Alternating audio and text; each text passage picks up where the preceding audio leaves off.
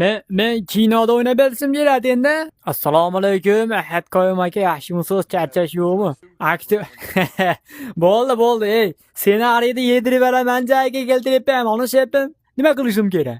So if you understand me, say okay nice and loud. Tushundim aka, tushundim. Gulda bering, ko'p qo'yaman kinodalar. Qani ona kameradanmi? Xo'p, bro. Sen aktyorsan.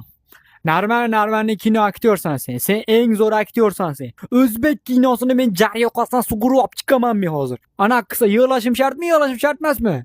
Gulni bering. This is an easy scene. Hop, Let's do it. tayyorman. Rolling.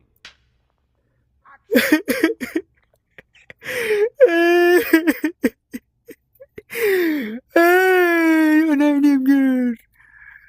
Kim o'ligini sen qo'yapan bilmayman.